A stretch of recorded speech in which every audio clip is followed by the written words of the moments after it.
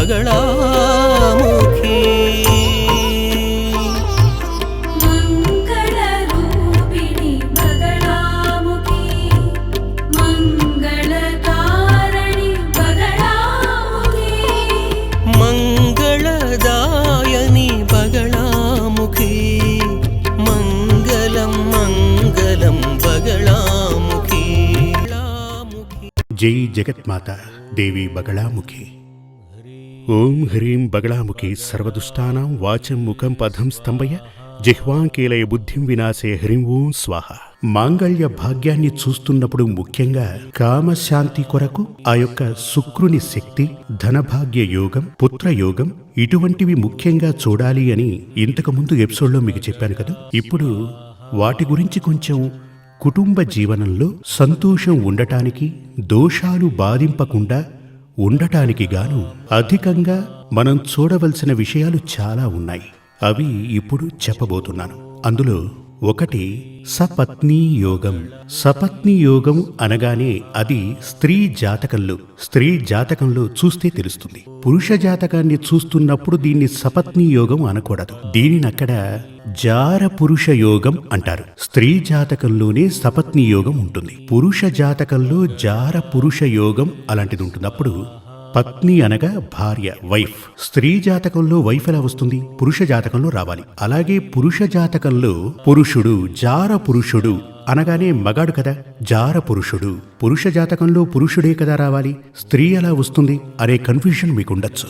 వివరంగా చెప్తాను, వినండి. అందుకు ఓ అనుభవంలోకి వచ్చిన కథ చెప్తాను. కథ కాదు, నిజమే. కొంతకాలం క్రితం, అంటే 10 సంవత్సరాల క్రితం, ఒకరు చాలా కాలం క్రితం సూర్యమంగళానికి వచ్చి నా దగ్గర పలు విషయాలకు జాతకం చూపించుకున్న ఒక కుటుంబం, ఒక భార్య, ఒక భర్త, ఇద్దరూ నా దగ్గరకు వచ్చి ఓ కొత్త వ్యాపారం ప్రారంభించబోతున్నాను, అది దానికి సంబంధించిన కొన్ని ప్రశ్నలు అడగటానికే వారు నా దగ్గరికి వచ్చారు.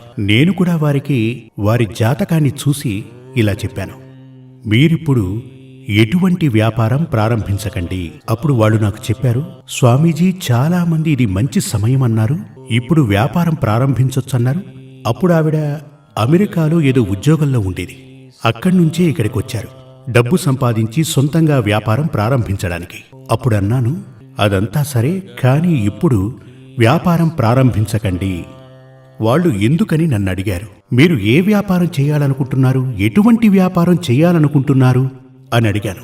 4-5 వ్యాపారాలు మేం చేయాలని అనుకుని ఇక్కడికి వచ్చాము, అందులో ఏది మంచి వ్యాపారం అని మిమ్మల్ని కనుక్కుందామని వచ్చాము అన్నారు. భార్యాభర్తల పేరు మీదే మేం ప్రారంభించాలి, అందుకుగాను మేమొక ప్రాపర్టీని అద్దెకు తీసుకోబోతున్నాము అని చెప్పారు. అప్పుడు నేను చెప్పాను, వ్యాపారం ఇప్పుడు ప్రారంభించారంటే అందులో చాలా రకాల సమస్యలొస్తాయి. ఎందుకు అంటే మీరిద్దరూ కూడా రాబోవు 2-3 సంవత్సరాలలో విడిపోబోతున్నారు అన్నాను. వాళ్ళు చాలా ఆశ్చర్యపోయారు, చాలా సంతోషంగా ఆనందంగా ఉన్నారిద్దరు. వాళ్ళకిద్దరు పిల్లలు కూడా ఉన్నారు. ఏమిటి స్వామి ఇలా అన్నారు? మేం చాలా సంతోషంగా ఆనందంగా ఉన్నాం, వివాహమై 15 సంవత్సరాలైంది, కాదు 12 సంవత్సరాలు, 12 సంవత్సరాలని చెప్పారు. చాలా సంతోషంగా ఉన్నాం, జాతకాల్ని చూసి పొంతనల్ని చూసే పెళ్లి చేసుకున్నాం. ఈ అమ్మాయి యొక్క తండ్రి వచ్చి ఓ పండితుడు, 100% బ్రాహ్మణ వంశంలో జన్మించిన మహాత్ముడు, పుణ్యాత్ముడు. తనకు జ్యోతిష్శాస్త్రమంతా తెలుసు.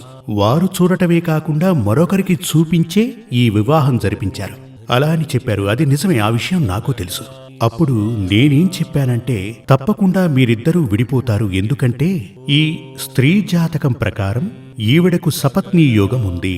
ఆ సంగతి ఇదివరకు జాతకం చూసిన వారికి పాపం తెలీదు. సపత్నీ యోగం అంటే ఏంటని వాళ్ళు నన్ను అడిగారు. అది వచ్చి ఈ స్త్రీని ఎవరైతే వివాహం చేసుకుంటారో అతనికి ఈవిడతో సమానమైన సంబంధం ఒకటుంటుంది. ఇదే సపత్నీ యోగం. అంటే ఏమిటి?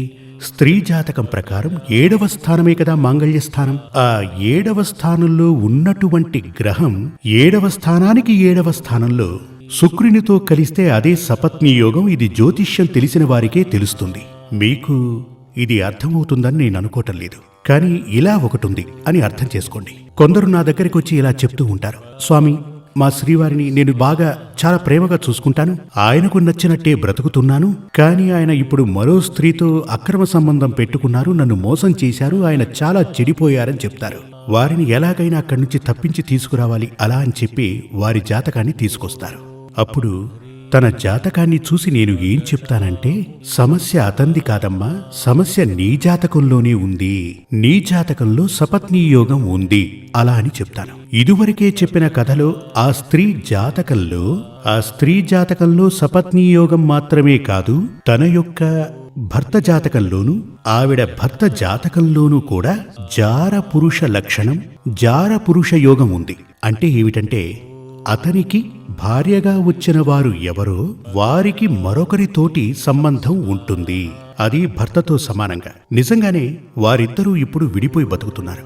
ఆవిడేమో మరొకతన్ని పెళ్లి చేసుకుంది, ఇక ఇతనేమో మరో స్త్రీతో సంబంధం పెట్టుకున్నాడు. వీరి సంబంధం అది. ఇప్పుడు చూడండి, వివాహం జరిగి 12 సంవత్సరాల తరువాత వారిద్దరూ సరిగ్గా 3 సంవత్సరాల తరువాత, అంటే ఈ విషయాన్ని నేను చెప్పిన తరువాత, ఈ అమ్మాయి వాళ్ళ అమ్మ, మిమ్మల్ని చూడాలని ఇంత దూరం వచ్చాం. ఆవిడ నాతో అన్నారు, స్వామి, ఎందుకంటే ఆవిడ ఇదివరకే ఇక్కడికి వచ్చారు, ఈ సూర్యమంగళానికి వచ్చి పూజలవి చేశారు, అనుభవం ఉన్న వ్యక్తి. ఆవిడ నాతో అన్నారు, స్వామి, ఎలాగైనా ఈ కష్టం నుంచి కాపాడండి అని, ఈ దోషానికి పరిహారం జరిపించండి అన్నారు. అప్పుడు నేను ఏం చెప్పానంటే, అన్ని దోషాలకు పరిహారం ఉండదు, దీన్ని తప్పించలేము, దీనికి పరిహారం చేస్తే అది వృధా. ఆసుపత్రికి వచ్చినటువంటి ప్రతి పేషెంట్ని కాపాడలేం కదా. ఒకే వ్యాధికి సంబంధించి 10 మందికి ట్రీట్మెంట్ చేస్తాం, అందులో ఒక వ్యక్తి చనిపోతాడు. అలా జరుగుతూ ఉంటాయి కదా. అదే విధంగా అన్ని దోషాలకు కూడా పరిహారం ఉండదు. ఎందుకు అంటే, పూర్వపుణ్యం లేని అవస్థ. అలా ఉండటం చేత వారికి పరిహారం చేయలేదు, వాళ్ళు విడిపోయారు. ఇప్పుడు వాళ్ళు వేరువేరుగా పెళ్లిళ్లు చేసుకుని వాళ్ళిద్దరూ సంతోషంగానే ఉన్నారు అక్కడ. కానీ ఆ పిల్లల పరిస్థితి ఏంటో చూడండి, కష్టమే కదా. అమ్మకేమో మరో భర్త, నాన్నకేమో మరో భార్య, ఇద్దరూ కూడా అలా విడిపోయారు. 5 సంవత్సరాల పాటు కేసు, విడాకుల కేసు. ఈ 5 సంవత్సరాల విడాకుల కేసు పోరాడిన తరువాత నేను వారిని పిలవటం జరిగింది. ఆ అమ్మాయి మళ్లీ నన్ను కలవటానికి వచ్చింది. ఆ కేసు త్వరగా పూర్తవ్వాల స్వామి, ఏదైనా చెయ్యండి అని. కోర్టుకు వెళ్లారు అంటే పలు సంవత్సరాల పాటు కేసు నడుస్తుంది. అందుచేత మీరు మీ ఇద్దరి అడ్వకేట్స్ని పిలిచి వారి ముందు కూర్చుని కోర్టు బయటే కేసు సెటిల్ చేసుకోండి, ఇది జరుగుతుంది అన్నాను. అదొక్కటే మార్గమని చెప్పాను. వాళ్ళు అలాగే చేశారు. ఇద్దరూ విడిపోయారు. ఇప్పుడు సంతోషంగా వాళ్ళిద్దరూ జీవిస్తున్నారు. ఈవిడైతే సంతోషంగానే ఉన్నారు, అతని గురించి నాకైతే తెలియదు. ఇప్పుడు చూసారా, సపత్నీ యోగం అది మీ జాతకంలో గనక ఉంటే, మీ శ్రీవారు మీరు అతనితో ఎంతో ప్రేమగా అనురాగంగా నడుచుకున్నప్పటికీ కూడా మిమ్మల్ని వదిలిపెట్టి ఏదో ఒక సమయంలో మరొక సంబంధం ఉంటే, అందుకు కారణం మీ జాతకంలో ఉన్నటువంటి సపత్నీ యోగం. అదేవిధంగా పురుషుడు ఎంత సంతోషంగా చూసుకున్నప్పటికీ స్త్రీలు మరొకరితో సంబంధం పెట్టుకుని వెళ్ళిపోతే అది జార పురుష యోగం. ఇప్పుడు జాతకం చూసేవారు ఇవన్నీ చూడాలి. ఈమెకు సపత్నీ యోగముందా, తనకు జార పురుష యోగముందా, ఇవన్నీ కూడా పునర్వివాహ యోగం. అంటే ఏమిటంటే, పునర్వివాహ యోగం అంటే ఒక వివాహం జరిగి కొంతకాలం తరువాత వారు విడిపోయి మరొకరిని చేసుకోవటం, ఇది పునర్వివాహ యోగం. అంటే పునర్వివాహ యోగమని చెప్పబడేది జాతకంలో ఉంటే అటువంటి జాతకాలను దూరంగా ఉంచాలి. కానీ కొన్ని జాతకాల్లో అయితే ఎటువంటి సమస్యలున్నా వాటికి పరిహారం చెయ్యలేం. అటువంటి దోషాలకు పరిహారం చేసినా ప్రయోజనం ఉండదు. అది అలాగే జరుగుతుంది. మీరు గనక చూస్తే కోర్టుల్లో కూడా విడాకుల కేసులు చాలా వస్తున్నాయి. విడాకులు తీసుకున్నవారు తరువాత వాళ్ళు సన్యాసం ఏం తీసుకోరు, వాళ్ళు మళ్లీ వివాహం చేసుకుంటారు. అది కేవలం ఈ పునర్వివాహ యోగం ఉండటం వల్లే. కానీ జాతకం ప్రకారం పునర్వివాహ యోగం ఉంటే గనక అలా ఉన్నటువంటి వ్యక్తి కోర్టుకు వెళ్లి విడాకులు తీసుకుని మళ్లీ వివాహం చేసుకున్నా వారి జీవితంలో సంతోషం ఉండదు. అందుకు ఏం చెయ్యాలంటే, జాతకంలో ఉన్నటువంటి ఆ పునర్వివాహమనే దోషానికి వెంటనే పరిహారం చేయాల్సి ఉంటుంది. దీనంతటికీ మొత్తంగా మాంగళ్య యోగం అనే ఒకే ఒక విధిని చెప్తుంటారు.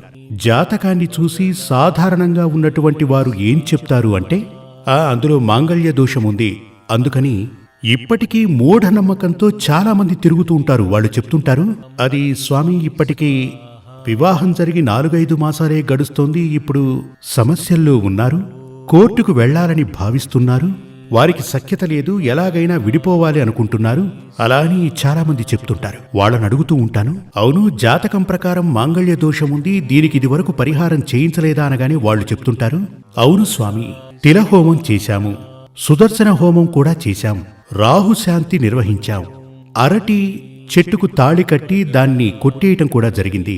ఇదంతా కూడా మూఢత్వం. తిలహోమం వచ్చి పితృప్రీతి కోసం చేస్తాం. అది కూడా సంపూర్ణంగా నిర్వహించబడాలంటే తిలహోమం చేసిన తర్వాత సాయుధ్య హోమం కూడా చేయాలి. అప్పుడే ఆ పితృప్రీతి సంపూర్ణమవుతుంది. విషయం అది కాదు కనుక దాన్ని కంటిన్యూ చేయలేదు. ఇక్కడ మనం మాంగళ్య దోషం గురించి మాట్లాడుకుంటున్నాం. తరువాత రాహు శాంతి. జాతకం ప్రకారం లగ్నంలో రాహువు ఉంటేనే రాహు దోషం. అలా రాహు ఉంటే గనక రాహుకి శాంతి జరిపించాలి. లేదు అంటే రాహుకి శాంతి చేయించామంటారు. జాతకం చూస్తే రాహు ఎక్కడో ఉంటాడు, అది ఉపయోగం లేదు. అదే విధంగా అరటి చెట్టుకి తాళి కట్టి అరటి చెట్టుని కొట్టేయడం, అది ఎంతటి మూఢత్వమో తెలుసా? నేను అడుగుతున్నాను, అరటి చెట్టుకి తాళి కడితే తను సంసారం చేయగలడా? అరటి చెట్టుకి తాళి కట్టి దానితో పిల్లల్ని కనగలిగితే ఓకే. ఇది ఎంతటి మూఢనమ్మకమో చూడండి. దీని గురించి నేను అడిగినప్పుడు ఇదివరకు ఒక ఆవిడ వచ్చి చెప్పింది, మాంగళ్య దోషానికి గాను గాడిదతో పెళ్లి చేశామని చెప్పారు. ఏవండి, పిల్లాడికి దోషముంది, 45 ఏళ్లొస్తున్నా పెళ్లి కావట్లేదు, పరిహారం చేశారా అని అడిగితే అవును స్వామి 2-3 సార్లు గాడిదకిచ్చి పెళ్లి చేశామని చెప్తుంటారు. ఇదివరకటి రోజుల్లో ఓ కథ ఉండేది. అది ఏమిటి అంటే, ఒక ఆచార్యుడు జ్యోతిష్యం చదివిన వ్యక్తే, చాలా బుద్ధిమంతుడు, శాస్త్రం తెలిసిన వ్యక్తి.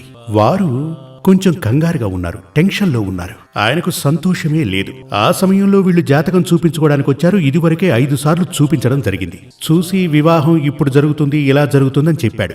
జాతకంలో మైనస్ పాయింట్ ఉండటం వల్ల అతనికి ఏ అమ్మాయి నచ్చలేదు, ఇంతవరకు పెళ్లే జరగలేదు. ఈ ఆచార్యుడు టెన్షన్లో ఉన్నప్పుడు వీళ్ళు వచ్చారు, వచ్చి జాతకాన్ని చూపించారు.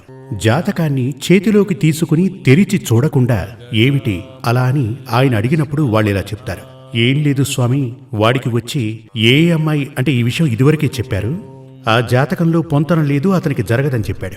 వీళ్ళంటారు వాడికో అమ్మాయి నచ్చిందట, తనే కావాలని అంటున్నాడని. అలా అనగానే అయినా జాతకంలో దోషం ఉందని చెప్తున్నారు కదా, ఆయన చాలా కంగారుగా ఉన్నాడు కదా, గాడిదకిచ్చి పెళ్లి చేయంటాడు. అనేసరికి వీళ్ళు సరే అని బయలుదేరేస్తారు. వీళ్ళేం చేస్తారు, ఇంటికి వచ్చి ఓ గాడిదని పిలిపించి దానికి మాంగళ్యాన్ని మంగళ వాయిద్యాలతో కట్టేస్తుంటారు. మరి దీని గురించి నేను అడిగినప్పుడు ఆచార్యుడు చెప్పాడు అంటారు. నేను చెప్పినట్టు కనుక మీరు చేస్తే మాంగళ్య దోషం పరిహారమవుతుంది. ఆ తరువాత చాలామంది అలాగే చేయటం ప్రారంభించేస్తారు. ఇది ఒక మూఢనమ్మకమేగా. ఆచార్యవర్యుడు చెప్పినట్టు చెప్పినా వినని ఇతనికి పెళ్లి చెయ్యండి అని ఆచార్యుడు చెప్పాడు. ఎందుకు అంటే తన తలరాతను ఎలాగూ మార్చలేం, చేసేయండి. గాడిదాని చెప్పింది ఇతన్నే, కాని వాళ్ళమ్మేమో గాడిదకిచ్చి పెళ్లి చేస్తుంది. ఇదే విధంగానే అరటి చెట్టుకి కళ్యాణం చేసి తాళి కట్టి దానిని కొట్టేసినప్పుడు, ఏమండి, ఒక అమ్మాయికి తాళి కట్టి వెంటనే తనని నరికేస్తే జైలుకే కదా వెళ్ళాలి. అలాంటిదే ఇది కూడా.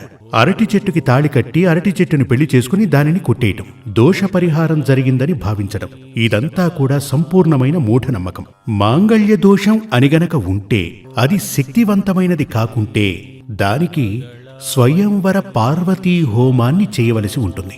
మాంగళ్య దోషానికి మన హిందూ వేద శాస్త్రాల ప్రకారం ఉన్న పరిహారం ఏమిటంటే స్వయంవర హోమం. అది ఎలా చేయాలంటే, ఇప్పుడు రాముడు ఆరుద్ర నక్షత్రం అలా అని అనుకోండి, అంటే ఒక వ్యక్తి. వివరంగా చెప్పాలంటే ఆరుద్ర నక్షత్రంలో పుట్టిన అతని పేరు రాముడు. అసలు ఎప్పుడు ఆ స్వయంవర అర్చన చేయాలి, స్వయంవర హోమం చేయాలి? ఆ మంత్రం ఓం హ్రీం యోగిని యోగిని యోగీశ్వరి యోగీశ్వరి యోగ భయంకరి సకల స్థావర జంఘమస్య ముఖహృదయం ఆరుద్ర నక్షత్ర జాతస్య రామం మే వశం ఆకర్ష ఆకర్ష మే స్వాహ.